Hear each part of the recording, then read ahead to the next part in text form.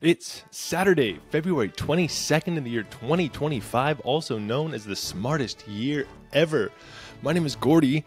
Today, or tonight, because I realized that my original recording for this one, the audio didn't work. So this is a late night scramble to try to get this one in, so I apologize.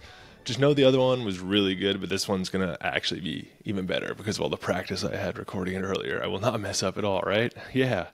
But anyway, I'm talking about the fact that old statues used to be painted. I think that's really cool because it shows how much of history and our perception of history is influenced by the interpretation of history by a certain generation. And by that I mean how much Renaissance artists and stuff like that influenced our understanding of classical art based off of their, what we now know, perhaps faulty interpretation of classical art. So yeah, that's just my little preamble, but I think this is kind of an interesting topic. So I'm just going to get right into it then. Imagine Michelangelo's David, but with bright red lips, golden hair, and a technicolor toga.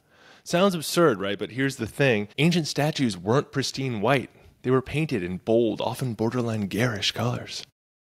For centuries, people assumed classical marble statues were always meant to be pure and unpainted, thanks to the weathered remains we see today. But modern science has ruined that aesthetic fantasy.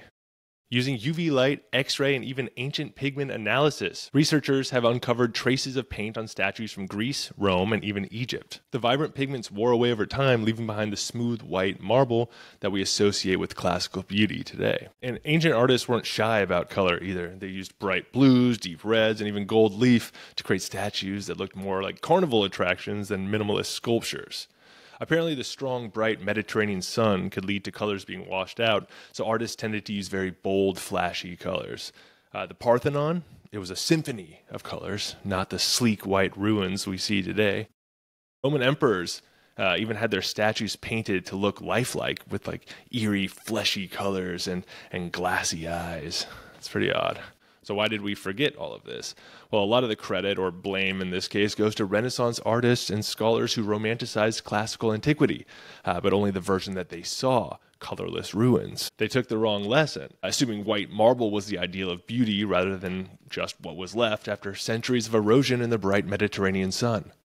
The result, a huge chunk of Western art spent chasing an aesthetic that never really existed. So there you have it. Those majestic white statues weren't blank slates of artistic purity. They're more like historical action figures, fully painted and decked out in dazzling colors. Dazzling colors. Just dazzling. Thanks to all my sources, which can be found in the YouTube description. Thanks to all my sources, which can be found in the YouTube description. It's late. I said that one twice. Please follow, rate, like, subscribe, share with your friends. Tell everyone at Smartest Year Ever on Spotify, YouTube, Apple Podcasts for the full episodes. At Smartest Year Ever on TikTok, Instagram, YouTube Shorts for your daily clips. Stay curious, stay clever. On our attempt. You got this. Stay curious, stay clever. On our quest to become the world's greatest conversationalist, I will see you next time in the Smartest Year Ever.